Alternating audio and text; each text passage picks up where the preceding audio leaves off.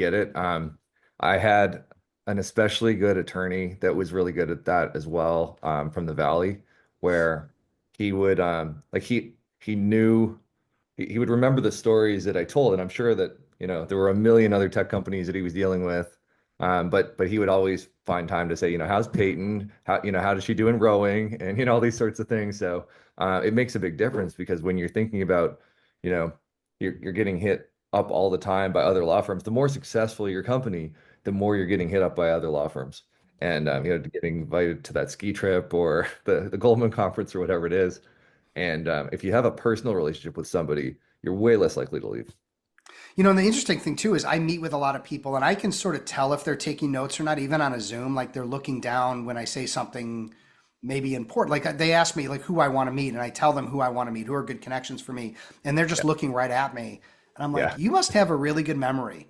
Or Yeah. you're just not, and that's not realistic. Like I also do networking groups I run and we sit around in a small group of six of us. Two people are taking notes, four aren't. And the four Yeah. who aren't are the ones who never speak up to connect anyone, and the ones that write things down do. So, I mean, I'd love to say our brains are really good, but they're not. We have Oh. memories like fleas. Yeah, and I think a lot of people, if they do take notes, the notes that they're trying to remember are the things about the matter or, about the business. Hmm. But it's a great idea, I think, for everybody to also take note of the other things. Yeah, no doubt, no doubt. So whether it's for nostalgia purposes, for connection purposes, checking in, but you mentioned a great stat earlier too that 43% of companies or clients leave lawyers because of lack of communication.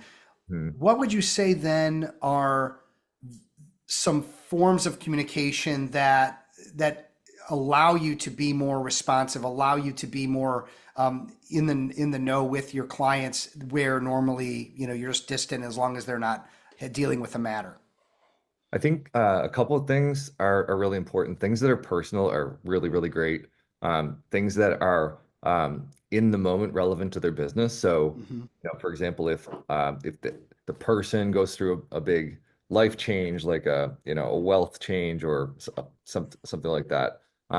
If the business goes through a big change, like a financing, an acquisition, buy side or sell side, you know, they're if the person's on a podcast, for example, like this. Like these are all things that you can hit people with that are relevant and timely. And then also I think things that are to do with their interests. So if you know that let's say it's a like myself, somebody that's interested in AI, and it's been a few months since we spoke, and you saw the news that came out about DeepSeek, then try to keep a few of those people in your mind and think, oh, I bet they'd be interested in this, Yeah.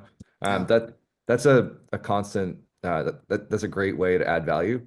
One of the best ways I've found that people add value is offering introductions. Hmm. So just if you have nothing else to do, it's always free and a great idea. Like, hey, it's been a few months. Like, hey, Jody, how you been? You're probably thinking about your Series A soon. If you ever need any introductions, I'm happy to help. That's free and usually immensely appreciated. I would go a step further, and people that know me know I do this like every day. And it's Jody, I know you've got XYZ going on.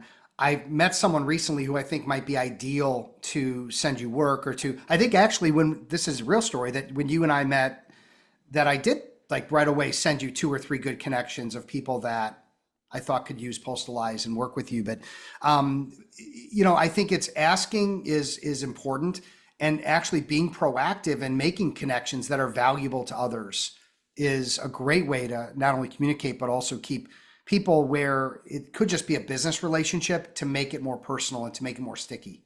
Absolutely. Yeah, Yeah. that's 100%. And if you can ever like just keeping communication is half the battle. Like that probably cuts that 42, 43% down to, 10 or 20%.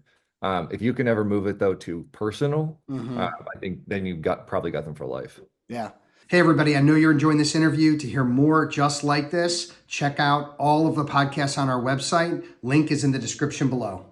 Well, I think personal, being a great lawyer would be another thing. And how are you becoming their consigliere, becoming their go-to person? So they work with you for IP, that's your focus, but they're calling you about a litigation concern, an employment concern. They're calling you about an M&A deal that they need help on because they trust you and they want to, get a referral from you first. Yeah. That's when you know you've sort of hit the jackpot. That company, that GC, whatever, probably isn't going to leave you anytime soon. Yeah, I was walking into the basketball game last night, and I get a call from my lawyer, who we hadn't spoken probably a month and a half, something like that. And he was just he said, how you been? How's that thing that we were talking about a while ago? And I was like, oh, great. And I stopped and talked to him for a few minutes, and I bounced a couple of ideas from him by him. And I know that when those inbound calls, like, because I've worked with him for a lot of years, I know that when those inbound calls, the keep in touch calls that happen, it was like a 5 to 10 minute call. I know I'm never billed for those. That's a way for him to Yeah. build a relationship. And but if he gets me in the habit of sort of like you said, being the confidant of like, hey, I got an idea. I've been thinking about this. What do you think about this? Yeah. It's a really great idea if you can afford the time to do it. Well, I think going a step further, afford the time. I think you have to do it. I think you have to set time in your calendar. I'm helping lawyers set time in their calendar to do business development, but what's the best business development? The best business development is the low-hanging fruit that are your clients. Yeah, There's upsell opportunities, there's cross-sell opportunities, there's connection opportunities to get from one GC to another, one CEO to another.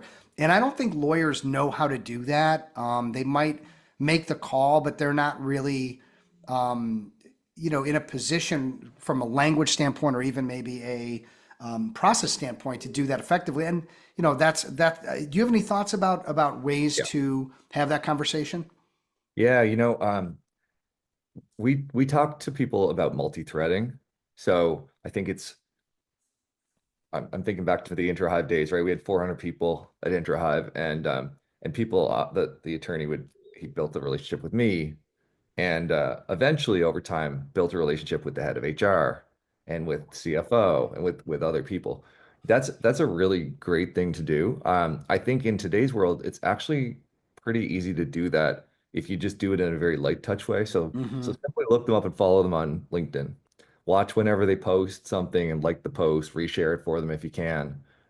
Things like that. Those are just real easy ways to be known and be top of mind. Yeah. I talked to one of the world's largest law firms the other day, and um, it turns out that when they surveyed their customers, their top clients, that those top clients are giving work away to about 10 other firms Mm. on average. So like I think we often sort of think that we're kind of exclusive, and often the companies are a little bit promiscuous. Yeah. So the Right. more Yeah. you can stay top of mind, you get a lot. It's a lot easier to get new matters from existing clients than to get new clients. Yeah. But I love what you're saying about multiple touches within an organization because the worst thing that can happen to an attorney is their GC that they have a deep, deep relationship with leaves, goes to another company, and the thought would be take me with you. Yeah, They may or may not be able to, right? There might be a board, a CEO, there might be someone else who's dictating, hey, we don't work with your guy, we work with this firm. This is that's our right. company, this is how it goes. By the way, you also then lose the business of the company that you're working with because your best relationship just took off. You don't have the relationship with the CEO, the HR, or anybody else, and so now you're actually at risk of losing both versus at the benefit of keeping both. Yeah, absolutely. And then you also like the more conversations you have in the organization, the more matters will just fall from the sky, right? Hmm. Because oftentimes we have things in our head like there's a sticky employment issue, or there's hey, I've been thinking about should I, for this grant program, should I open a subsidiary in this certain country or whatever, and it never leaves your head because it's not maybe top of your priority list at the moment. If you want to check out more about what Fretzin does every day to help you be that lawyer, confident, organized, and a skilled rainmaker, please check out our services page on our website. Just go to the website, check it out. I know you'll enjoy it. Thanks.